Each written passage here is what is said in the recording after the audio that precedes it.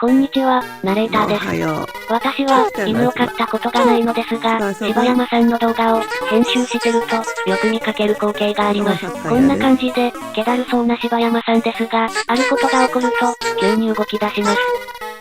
ワンちゃんあるあるなんですか？ご覧ください。あ、ピンポン誰が来た？はい、こんな感じでチャイムが鳴ると、一目散に向かいます。ああ、私もお出迎えしてほしい。